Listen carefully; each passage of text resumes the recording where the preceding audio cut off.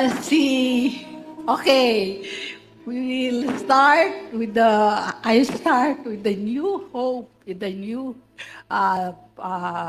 benediction. I will teach on benediction. You know why? We do this every year, benediction. Okay, do we have the microphone? Benediction. Dan, ang benediction. Kaya kung tuturo ang benediction, hahandog natin ito araw-araw sa mga pamilya. Ano ba ang ibig sabihin ng benediction sa atin at sa ating pamilya at sa atin, sa lugar natin araw-araw. Narinig mo ninyo? Narinig ninyo? Benediction, okay, can you read it? Yes, okay. Benediction means an invocation, which is a wish well, which is part of a mass. A mass is the gathering of people. Amen. That is a mass. So it is an invocation. So lahat ng tao kumakanta, invocation yon. A canticle is a hymn or chant. Ito ay, bakit yun ng microphone ko? A hymn or chant typical with the biblical text forming a regular part of a church service. It's a little song. Yes, if you can hear a little song from the church, it is a chant or a canticle. Canticle. Okay. A Magnificat is Mary's hymns of praise from the Gospel of Luke. Ito yung my soul magnifies the Lord. Pagka yung si Mary ang kumakanta at my soul magnifies the Lord, they is following Mary in the process. Amen. Naano ba yung mamay ko? Narinig nyo? Clear. Okay. Look, the mighties. That is seen in Simeon's Gospel. It means, now you depart. Yung ibig sabihin ng now you depart. So, from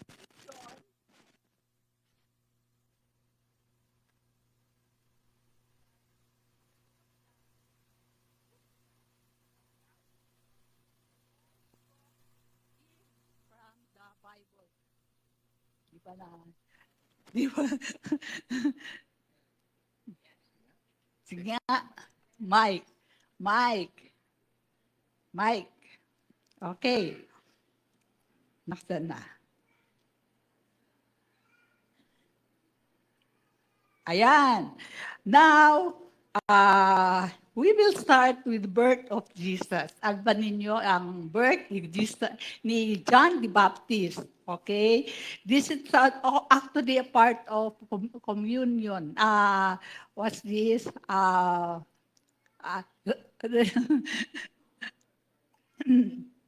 Communion, hindi part ng communion. It is a part of the way we celebrate Christmas. Kaya lang, wala na kasing time.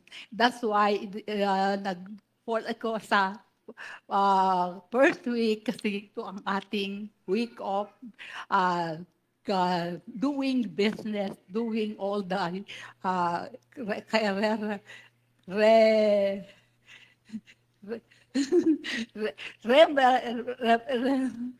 I don't know. Now, so magbagsa tayo sa benediction, John the Baptist. Now, Elizabeth's full name time came for her to be delivered, and she brought forth a son. When her neighbors and relatives heard how the Lord had grown, how the neighbors and relatives heard now the Lord has grown great mercy to her, he rejoiced with her.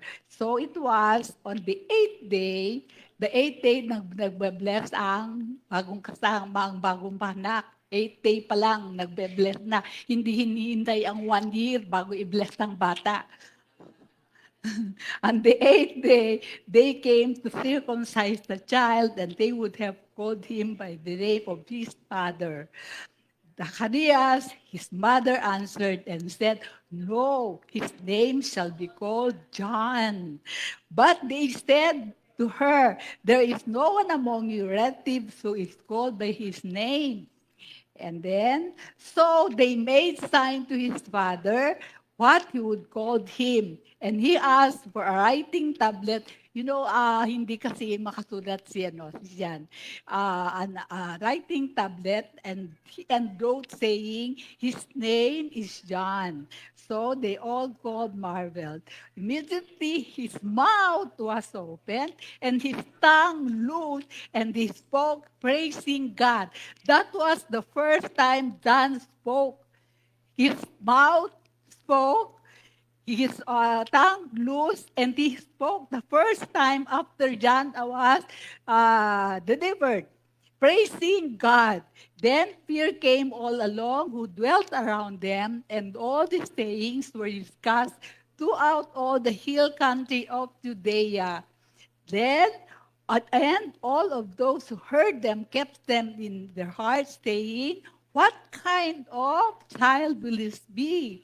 And thought, hand of the Lord was with him. The hand of the Lord was with John the Baptist. Amen. Okay, don't forget that. Now his father, Zacharias, was filled with the Holy Spirit and prophesied. Amen, saying, "Blessed is the Lord God of Israel, for he has visited and redeemed his people, and has raised up a horn of salvation for us in the house of his servant David." What is the horn of salvation? The horn of salvation speaks of Savior, repentance, uh, uh, uh, um, repentance, salvation, re, uh, re, re, re, thorn of salvation for us in the house of this David. Spoke and what is this? Salvation, spoke, whatever. Repentance also means I'd like you to repent. Horn of salvation speak of power. It speaks of strong power, speaks of victory, speaks of deliverance, and of present, kanino ba yon? Pakikuha. Speaks of repentance, number one, strength.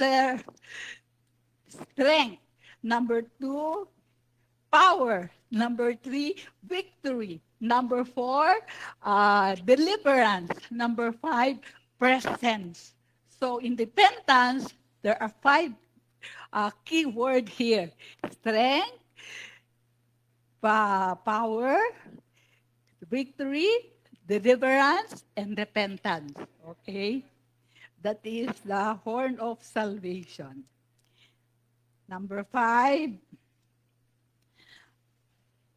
for us in the house of his servant David, as he spoke by the mouth of his holy servant, prophet, who have within the word begun, then we should be saved from our enemies and from the end of those who hate us, to perform the mercy promised to us, our fathers, and to remember of his holy covenant.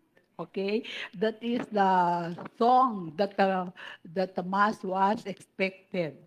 And then the oath which he swore to our father Abraham to grant us that we, being delivered from the hands of our enemies, might serve him without fear in holiness and righteousness before him all the days of our life.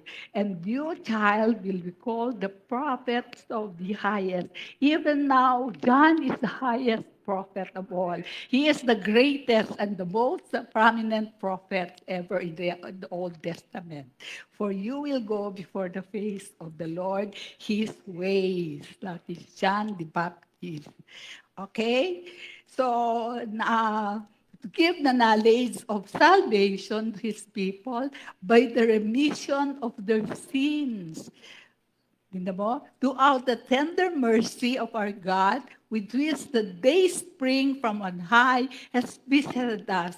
What is day spring? It means morning. It means dawn. That is the day spring from the high. From the high, He has visited us to give light to those who sit in darkness and the shadow of death, to guide their feet into the way of peace. That is John the Baptist. Okay? So now, let us go to Psalm 119, verse 105. Thy word is a lamp to my feet and a light to my path. Di ba? The same writer writes of the psalm mentioned a bit earlier, how he did what? He stored up the word of God in his soul so that he might not sin against God.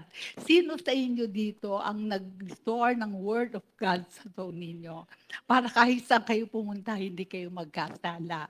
That is the psalmist quote. And then, and the mouth unto his mouth to declare the Lord's goodness. His mouth unto his mouth shall declare the Lord's goodness.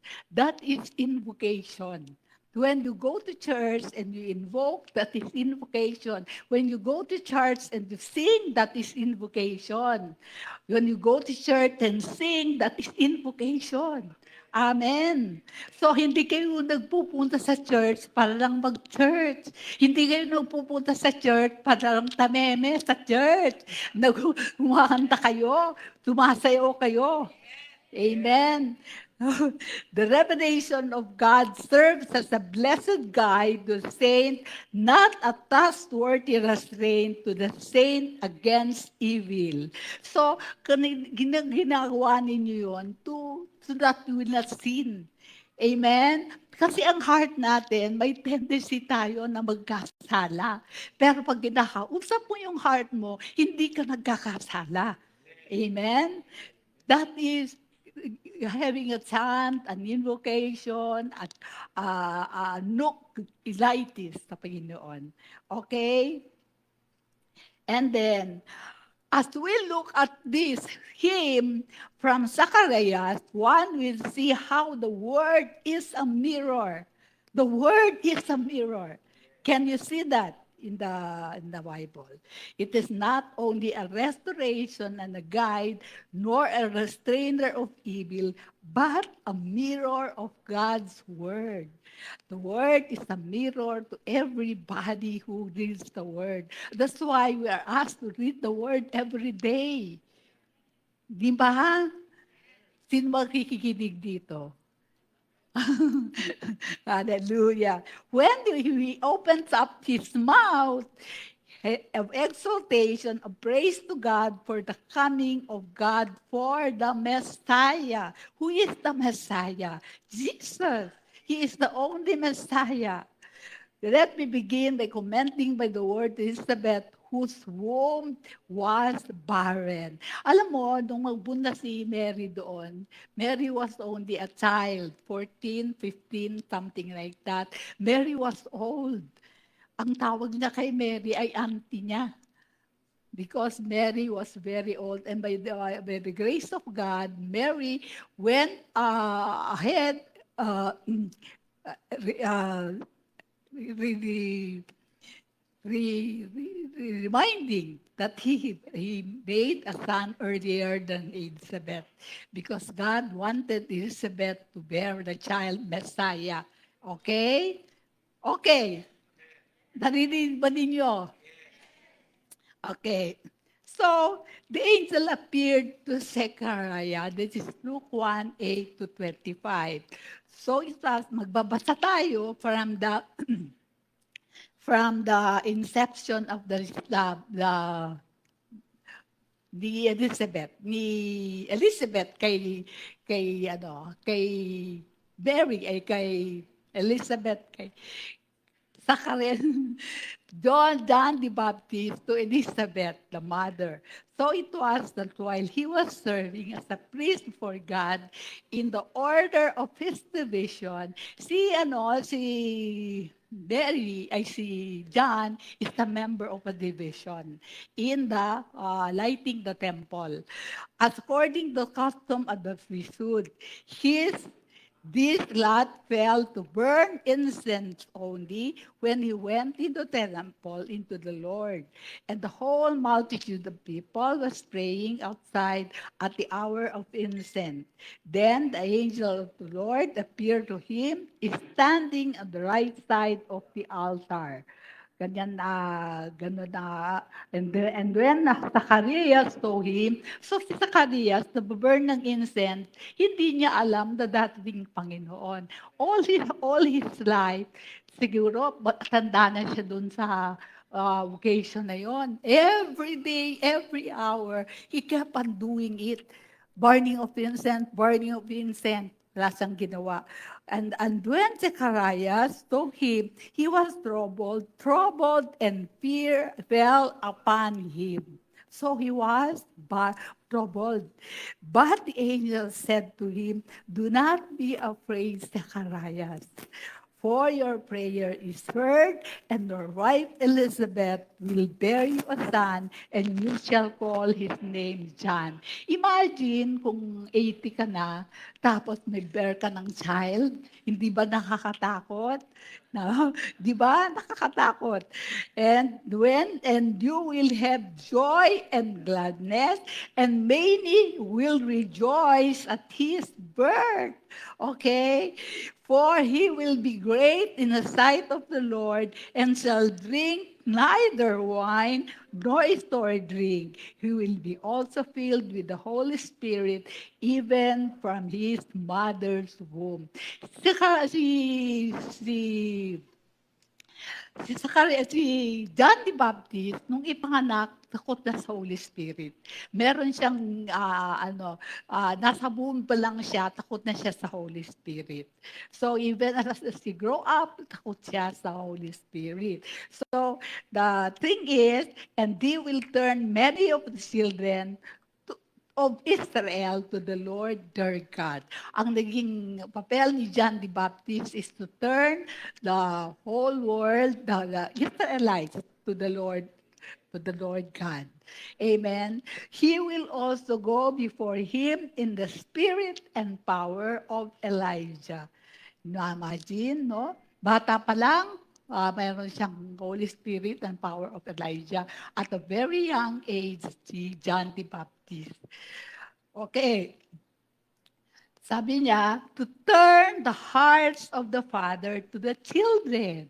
Kung yung mga tatay hindi pinapansin ang anak na lalaki, this time papansinin ng mga anak na lalaki. And answer, sabi niya, and the disobedient to the wisdom of the just, to make ready a people prepared for the Lord. And Zacharias said to the angel, sabi ni Zacharias, this is the second time this word was spoken. The first time was spoken by Malachi. But that word was equipped with anointing. This one is not. Amen? Hindi equipped ng anointing ito. Sabi niya, "How shall know this? For I am an old man, and my wife is well advanced in years." Paano ko ito malalaman? Matanda na ako. Matanda na rin ang aking asawa. So how will I know this? So his heart was filled with fear. Natatakot siya sa Panginoon.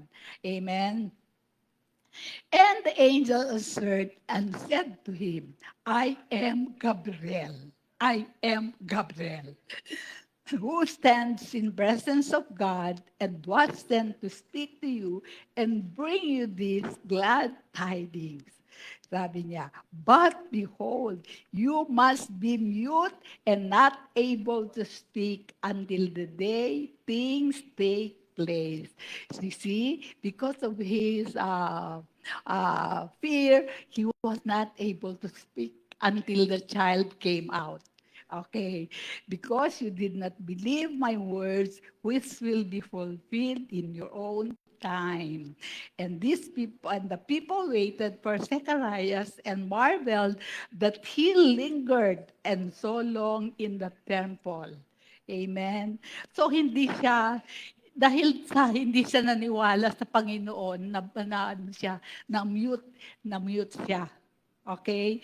And then, after that, and the people waited for Zacharias and marveled that he lingered so long in the temple. Diba? But when he came out, he could not speak to them. And they perceived that he had seen a vision in the temple, for he beckoned to them and remained speechless.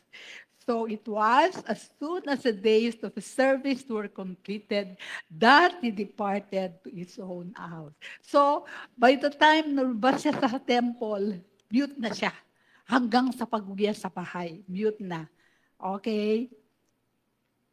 Naduwaan ninyo? Now, after those days, his wife Elizabeth conceived, and she hid herself 5 months, saying, "Thus the Lord has dealt with me in the days when he looked on me to take away my reproach among people."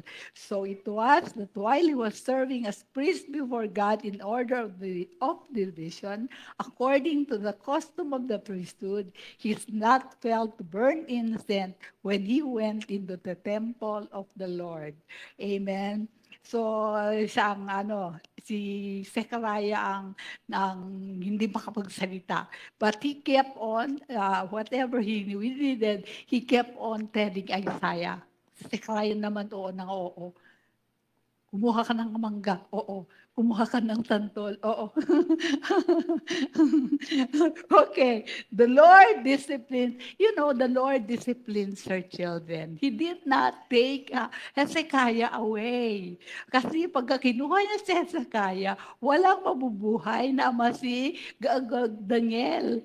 Kaya hinintay niya na magising si Zechariah sa pagganganak ni Mary. Amen? Sino sa inyo dito ang naghihintay ng disiplina ng ama? Zacharias was reflecting even our own lives. They're walking their own lives in obedience, and how Elizabeth womb was barren. Alam niya kasi ang buhay nila ni Elizabeth. He was siguro 80 when Elizabeth bore a son. Okay? But an angel appeared to him, not just father-in-law, not just mother-in-law, not even your fellow priest, but messenger from Lord. If we are looking at our mirror, we must be looking at ourselves. Yeah. When you read the Bible, you reflect a mirror na kayo ang nasa mirror. Nire-reflect ko rin ng word ng God o hindi. Okay.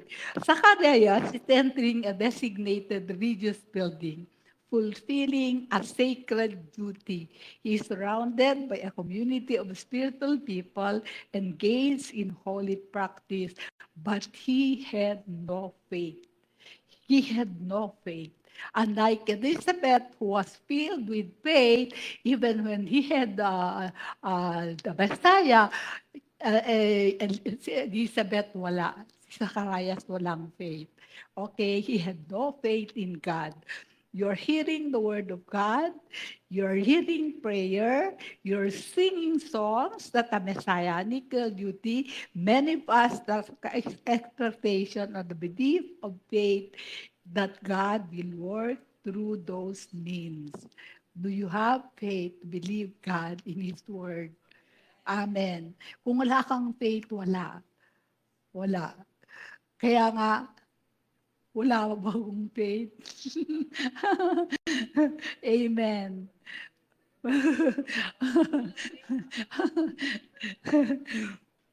So, the angel introduced himself and stood in the presence of God. I was sent to you to bring this good news. And behold, you will be silent and unable to speak until the day which will be fulfilled in their time. Yung fulfillment ng word na yon ay nung nanganak si Elizabeth. Amen. Zacharias' unbelief resulted to punishment. Despite knowledge of God's mighty power and faithfulness to His covenant promises, he didn't believe to discipline him, but not to destroy him. God had to discipline His people.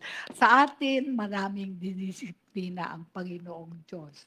Marami tayong itinatagong kasalanan. Didisiplina na tayo ng Panginoon, hindi pa tayo naniniwala. Amen. Amen. Hallelujah. Now, dahil doon sa nangyari niyon, nag-prophesy si Elias, yung nasa natin kanina. Now his father Zacharias was filled with the Holy Spirit and prophesied saying, "Blessed is the Lord." This is the time that Zechariah was able to regain his mouth and heart. So this is the time he fulfilled the prophecy of being a prophesied servant. He said, now his father Zechariah was filled with the Holy Spirit. Remember, when the Holy Spirit is present, He is the one who is prophesying, not you. Hindi ikaw, kundi ang Holy Spirit. Sabi niya. And prophesied saying, "Blessed is the Lord God of Israel, for He has visited and redeemed His people, and has raised up a horn of salvation for us in the house of David, and He spoke by the mouth of His prophet." Kaya Holy Spirit yon, buksan ang kanyang bibig at siya ay nagsigta. Okay? Who have been since the world began, that He should save from our enemies and from the end of all who hate us. Now, to perform the mercy promised to our fathers, and to remember His holy covenant. What is the covenant with the Lord? Yung mga seeds ng Panginoon that will be kept planting and planting ever since kahit tayo ay maplant. Tayo ay seed ng Panginoon. Hanggang sa mapatay tayo, ay seed pa rin tayo ng Panginoon. Amen? Huwag mong yung seed. Sino sa inyo ang may seed ng Panginoon? Lahat kayo. Lahat kayo. And to remember His holy covenant, the oath which He swore to our father Abraham, to grant us that we, being delivered from the hand of our enemies, might serve Him without fear, in holiness and righteousness before Him all the days of our lives. Amen. And hanggang 79, and to you, child, will be called the prophet of the highest, for you will go before the face of the Father to prepare. Prophet of the highest is John the Baptist. To prepare his ways, to give knowledge of salvation to his people by the remission of their sins, through the tender mercy of our God, with which the day spring from on high has visited us. I have already discussed the day spring. That is Jesus. The prophets of God is the prophets, all the prophets, to give light to those who sit in darkness and the shadow of death, to guide our feet into the way of peace. Hallelujah. Gusto natin ang peace. Okay? And then, that is it. Who is to give light to those who sit in darkness and the shadow of death, to guide our feet in the way of peace. That is our goodness. Now, there are three things that we have to learn from this Benedictus, chants, etc. These are the three things that we have to learn. Number one, God's work of redemption and mercy. You can open your heart and mouth with praise. That is God's heart of redemption and mercy. Hindi ka pwedeng born again nang hindi ka sumisigaw, hindi ka tumatawa, hindi ka umiiyak, wala kang ah, wala kang best na ano sa Lord. Ganon. Zacharias knew it. God will send the Messiah to Israel and to all the world. Sino na dito ang nakatanggap kay Messiah? Bakit? Di limang talaga po yung Messiah. Amen. Sino dito ang hindi pa born again? By faith in the Lord Jesus Christ, you have been grafted in, adopted in His family, made recipients of His promises, and because of that, you can trust that you will never be forsaken. Alam mo, pag natanggap natin ang Masaya, kahit magkasala tayo, merong salvation. There is always salvation reserved for us from the Lord. Amen? Amen. So, you are saved kahit ano pang kasalanan na gawin mo. Kahit kasalanan ni John, ni sinong pumatay sa Israel, kahit nagsisi siya, pinatawad siya ng Panginoon. Kaso hindi nagsisi. Amen. Okay. Number 2, God's faithfulness of covenant. Zacharias opened his mouth and praised God for his faithful to his covenant. Psalm 72. In Genesis 12, 1-3, now the Lord had said to Abram, get out of your country, from your family, and from your father's house, to a land that I will show you. I will make you a great nation. I will bless you and make your name great. And you shall be a blessing. You shall be a blessing.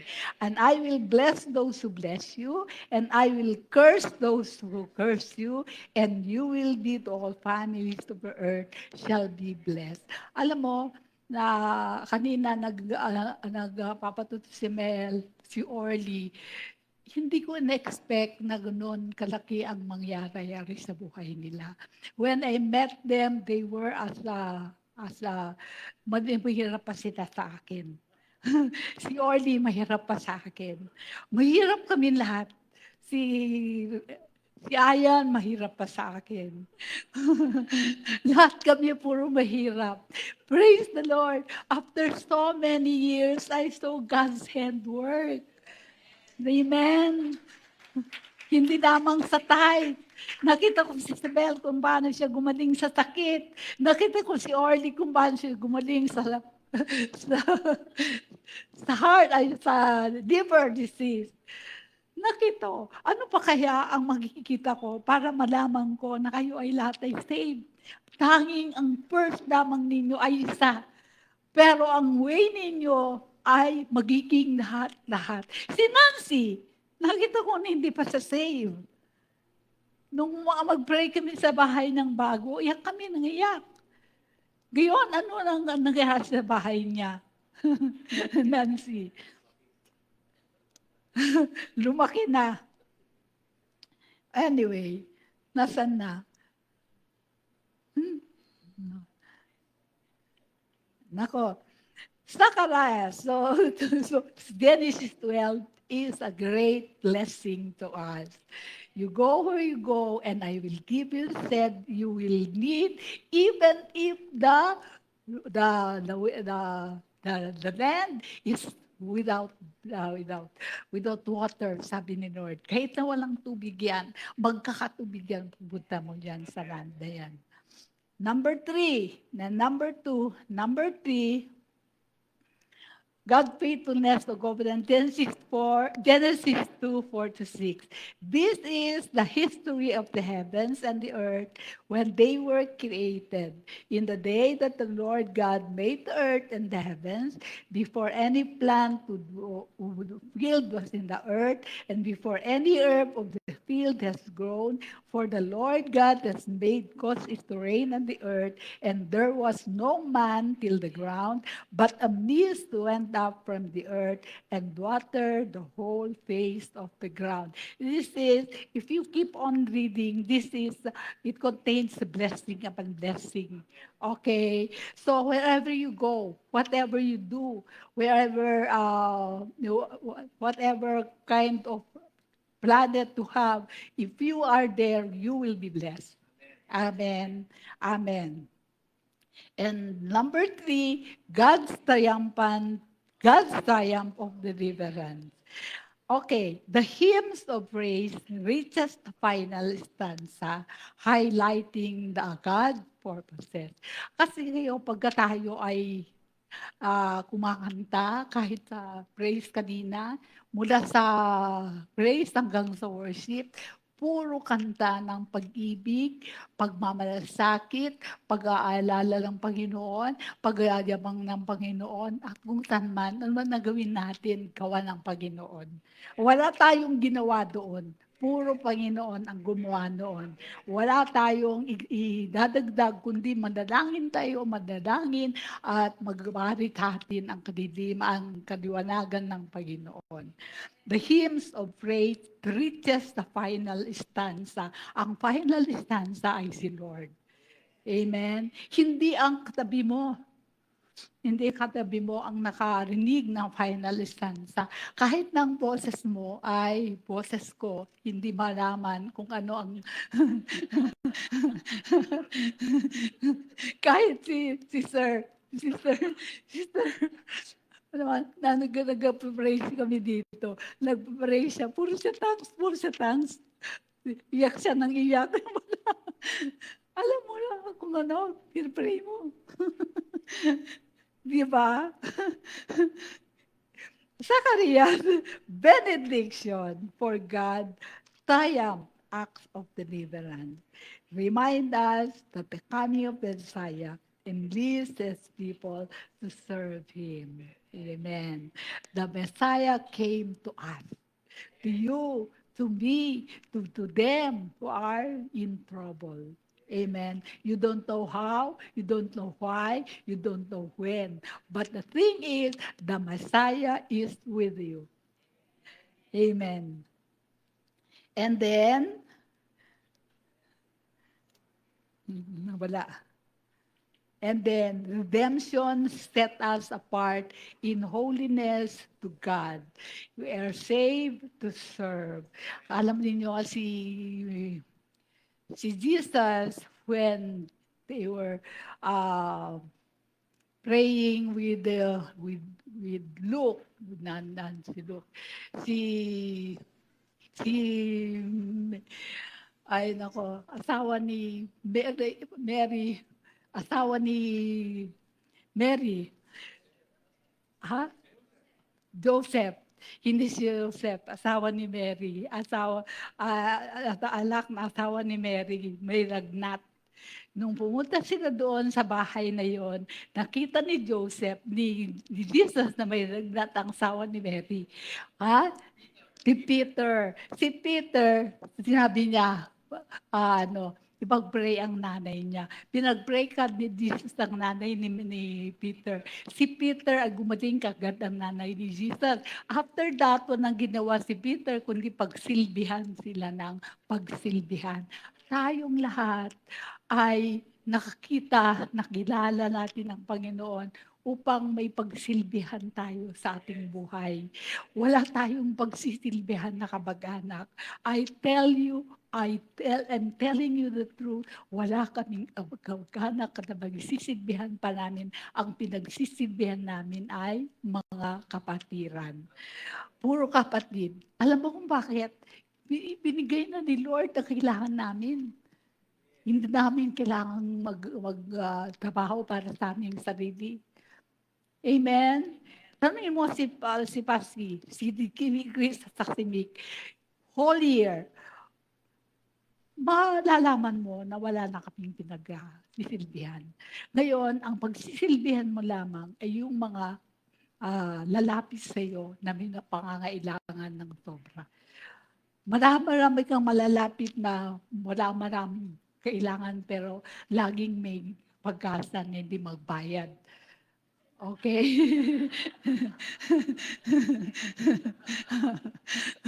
Oo, totoo yun. Totoo yun. So, alaga. Do not say bad words. Ngayon, ang aking challenge, will you respond in unbelief or will you respond in faith, which expresses itself in your heart and in your mouth? Amen. How will you respond to the word of God? Faith. How will you express your faith? Ha? Noon, akala ko, pag ako'y nagsasayaw, hindi ko alam na hindi ko mapipigilan ang aking sa pagsasayaw. Takot na takot sila sa akin, ba't gano'n ang sayaw ko? Nung minsan, dito yata, nagpa-pray ako in tongues, nagpa-pray ako, sabi ni isa, hindi ko maintindihan ng prayer mo. Kasi prayer ko naman yun, hindi ko alam kung ang ibig sabihin noon. Basta prayer ko yun, hindi ko alam kung ang ibig sabihin yan. Ang dami kong karanasan sa experiences, sa games, at itong 2.5 years na ako ay na hindi ako nakapagpuri. Hindi ako nagpupuri sa Panginoon. Wala akong nasa isip kundi mamatay. Alam mo, ang sabi sa akin ng Panginoon, hindi ka para mamatay. Hindi ako, at that 2.5 years, it was 2 years, hindi 2.5. Pero 2.5 na akong ginagamot. At ginagamot ngayon ay fingers ko na lang. Fingers ko na lang. Ang ginagawa sa akin ngayon ay yung aking mental health ay meron ng kalahati, siguro hindi naman kalahati, na nabuhay. Ngayon, nagkaroon ako ng passion for service, for saying the Lord, searching the Lord. Kaya pag may naglalagay ng lagi ko nang naririnig ngayon ang boses ko na kumakanta. Nung isang gabi, sabi sa akin ito, "Nanaginip ka, no?" Bakit mo alam na nanaginip ako? Meron ko kaaway. Meron akong kaaway ba yun? Basta, first time na marinig na meron akong panaginip. Nananaginip na ako ngayon. Amen. Anyway, brothers and sisters, how would you respond to the